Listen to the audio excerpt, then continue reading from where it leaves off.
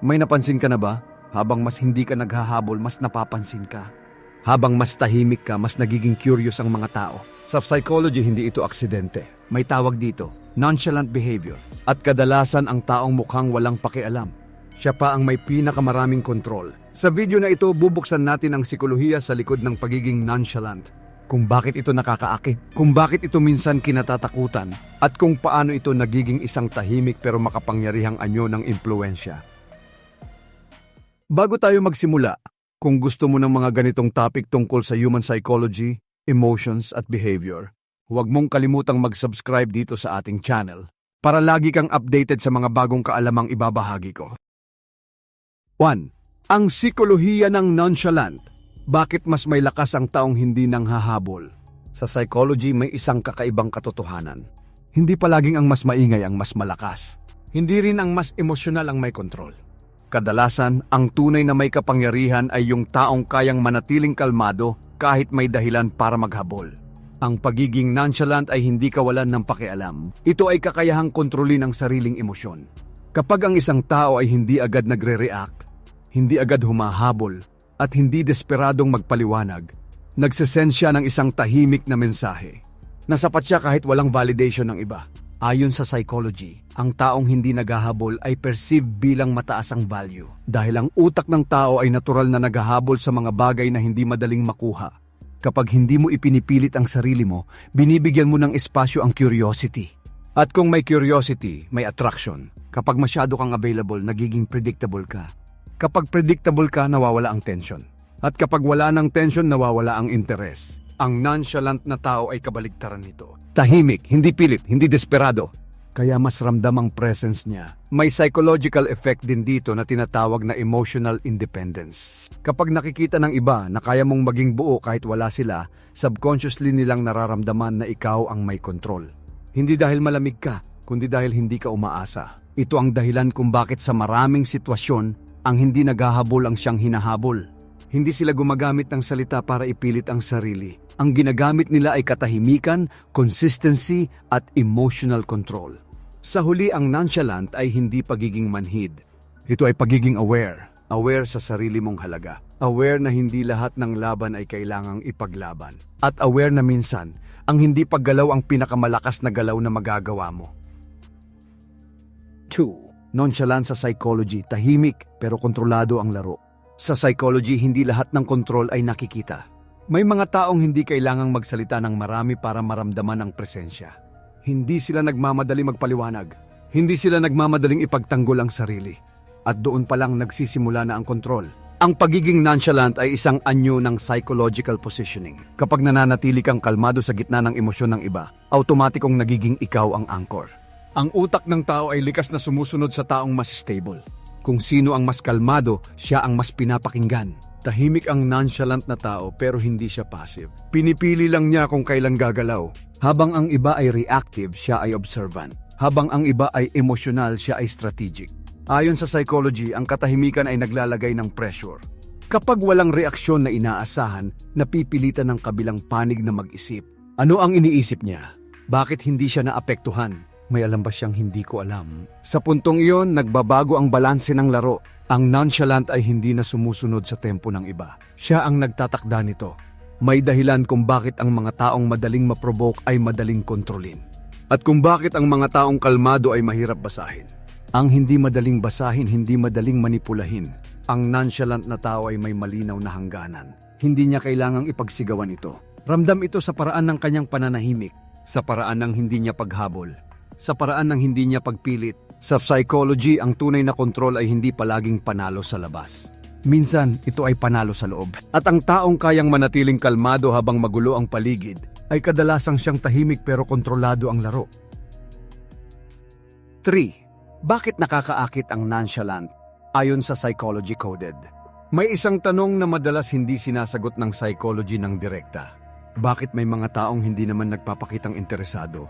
Pero sila pa ang mas hinahanap, mas iniisip, mas pinapansin. Ang sagot ay hindi dahil sa pagiging cold, kundi dahil sa epekto ng nonchalant behavior sa isip ng tao. Sa psychology, ang attraction ay hindi lang nabubuo sa effort, nabubuo ito sa perception. At ang nonchalant na tao ay naglalagay ng isang malinaw na perception na hindi niya kailangan ng atensyon para maging buo. Kapag ang isang tao ay hindi agad nagbibigay ng emosyonal na reaksyon, nagkakaroon ng psychological gap at ang utak ng tao ay likas na gustong punan ang gap na iyon. Mas iniisip ka, mas kino-question ang sarili, mas naghahanap ng dahilan para mapansin ka. Ito ang dahilan kung bakit ang sobrang eager ay madalas nawawalan ng appeal. Kapag alam na alam ng isang tao na nandoon ka kahit kailan, wala ng challenge. At kung walang challenge, bumababa ang attraction. Ang nonchalant ay naglalagay ng mystery. Hindi mo alam kung ano ang iniisip niya. Hindi mo alam kung gaano kakahalaga sa kanya. At sa psychology, ang hindi malinaw ay mas nakaka-engage kaysa sa siguradong sigurado. May isa pang aspeto dito, ang emotional self-control. Kapag nakikita ng iba na kaya mong i-handle ang sarili mong emosyon, automatic itong na-associate sa maturity, stability at confidence.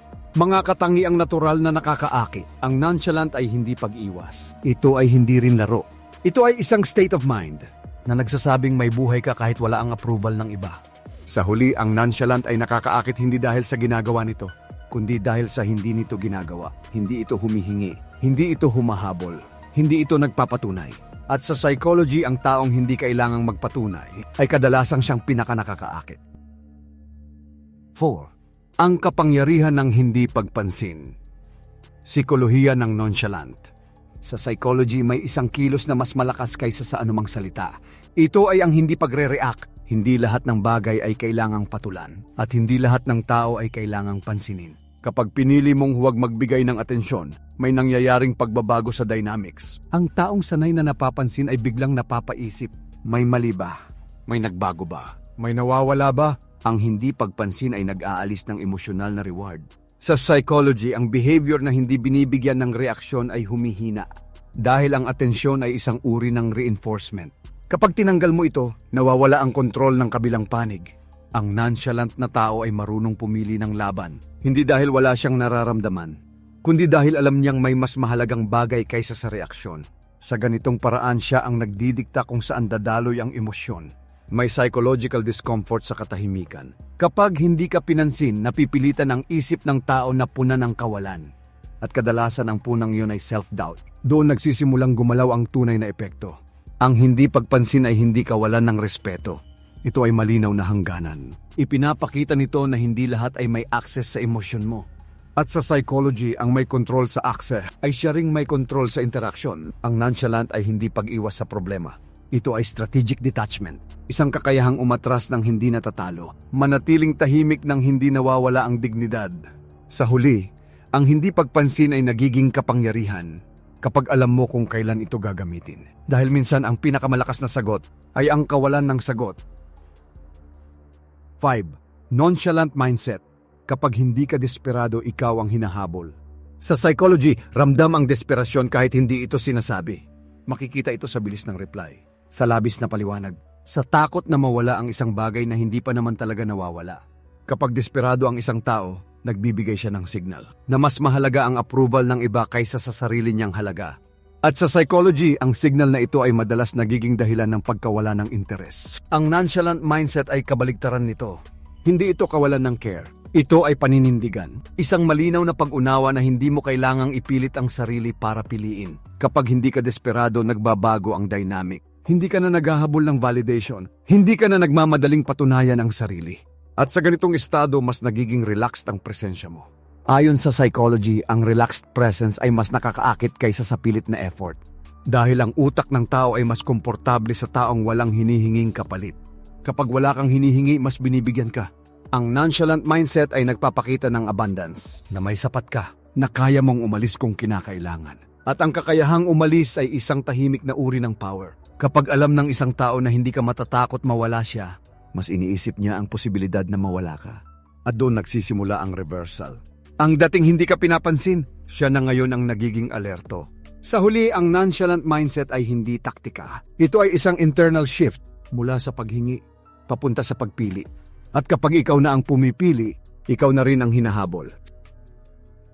6. Ang taong nonchalant ay hindi mahina. Maraming tao ang nagkakamali sa pagbasa ng pagiging nonchalant. Akala nila ito ay kawalan ng emosyon. Akala nila ito ay takot makaramdam. Pero sa psychology, kabaligtaran ng totoo. Ang nonchalant na tao ay hindi mahina. Siya ay may kakayahang pigilan ang sarili kahit may emosyon.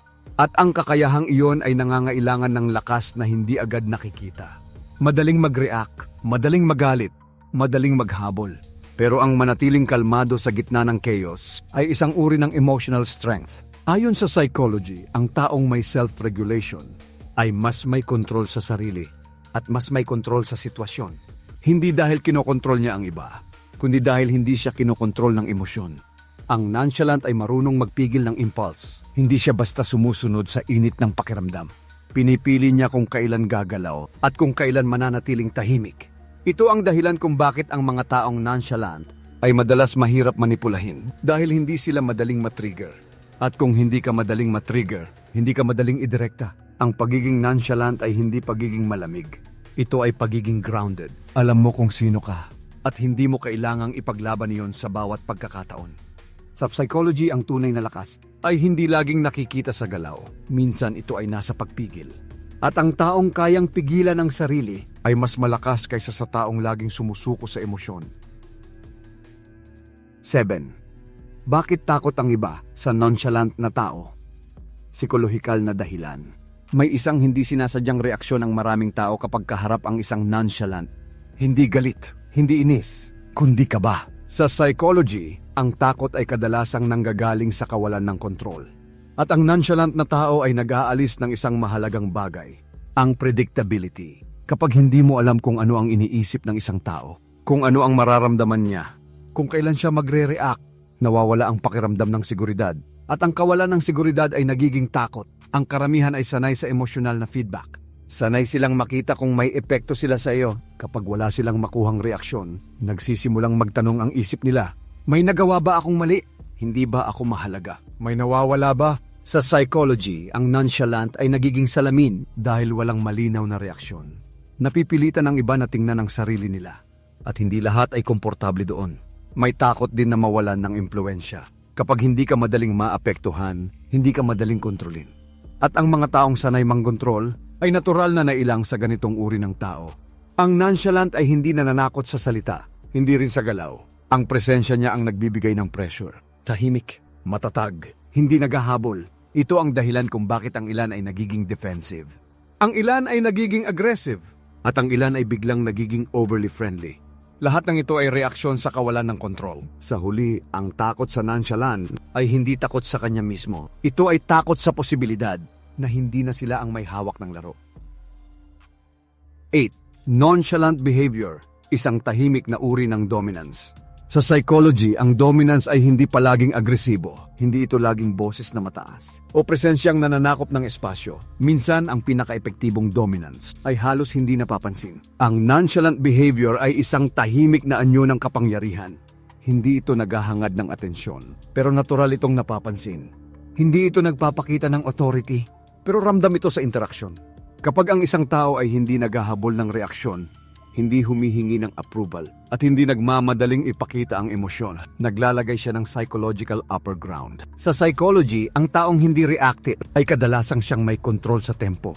Habang ang iba ay nagmamadali, siya ay nananatiling steady. At kung sino ang steady, siya ang sinusundan ng sitwasyon. Ang nonchalant na tao ay hindi kailangang mangibabaw. Hindi niya kailangang iparamdam na siya ang dominante. Dahil ang dominance niya ay nanggagaling sa self-possession. Alam niya ang sarili niya, kaya hindi niya kailangang patunayan ito. May implicit authority sa katahimikan.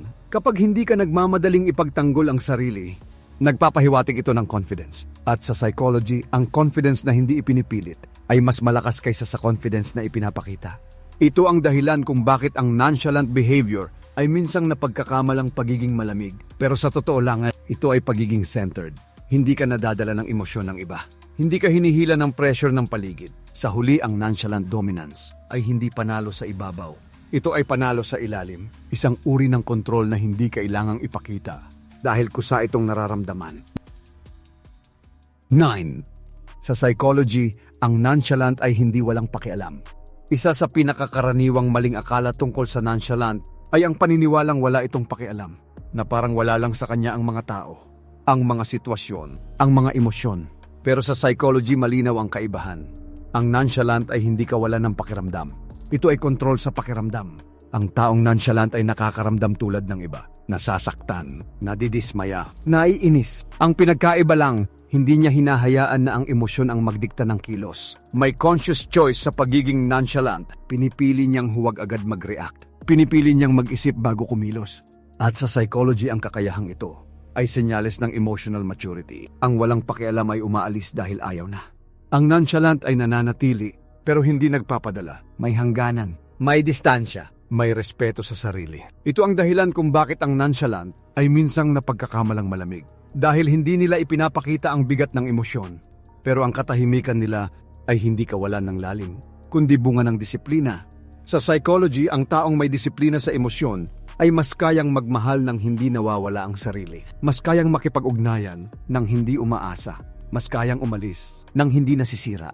Sa huli, ang nonchalant ay hindi kawalan ng pakialam. Ito ay pagpili kung saan ilalagay ang pakiramdam. At ang taong marunong pumili ay taong may malinaw na kontrol sa sarili. 10. Ang lihim ng nonchalant. Bakit mas may kontrol ang hindi emosyonal? Sa psychology, ang emosyon ay hindi kaaway. Pero kapag hindi mo ito kontrolado, ito ang nagiging dahilan kung bakit nawawala ang iyong kontrol. Ang taong nonchalant ay hindi walang emosyon. May emosyon siya, pero hindi siya alipin nito. At dito nagsisimula ang kanyang lakas. Kapag ang isang tao ay hindi agad nagpapadala sa emosyon, hindi siya madaling i-manipulate. Hindi siya madaling ma-provoke. Hindi siya madaling ilayo sa direksyon na pinili niya. Ayon sa psychology, ang emosyonal na reaksyon ay madalas naglalagay ng power sa kabilang panig. Kung sino ang mas nagre-react, siya ang mas nawawalan ng leverage. At kung sino ang nananatiling kalmado, siya ang may hawak ng sitwasyon. Ang lihim ng nonchalant ay awareness. Alam niya kung ano ang nararamdaman niya. Pero mas alam niya kung kailan ito ilalabas. Hindi lahat ng emosyon ay kailangang ipakita. Hindi lahat ng laban ay kailangang sagutin. May psychological advantage ang taong marunong maghintay. Habang ang iba ay kumikilos base sa impulse, siya ay kumikilos base sa clarity. At ang clarity ay nagdadala ng kontrol. Sa huli, ang nonchalant ay hindi pagiging manhid at hindi rin pagiging malamig. Ito ay pagiging intentional. Pinipili niya ang katahimikan, hindi dahil wala siyang sasabihin, kundi dahil alam niyang mas malakas ito. At sa psychology, ang taong may kontrol sa emosyon ay kadalasang siyang may kontrol sa direksyon ng laro. Bago tayo magtapos, tandaan mo ito. Hindi lahat ng tahimik ay mahina. At hindi lahat ng emosyonal ay totoo ang kontrol. Sa mundo ng psychology, ang tunay na kapangyarihan ay hindi palaging nakikita. Minsan ito ay nasa pagpigil. Sa pagpili kung kailan gagalaw at kung kailan mananatiling kalmado. Kung may isang bagay kang dadalhin mula sa video na ito ay ang katotohanang ang kontrol ay nagsisimula sa loob at ang taong may kontrol sa sarili ay bihirang kontrolin ng iba. Kung gusto mo pang matutunan ang mga ganitong psychology insights tungkol sa human behavior at personal development, mag-subscribe ka na at i-turn on ang notification bell para lagi kang updated sa mga bagong episode dito sa ating channel.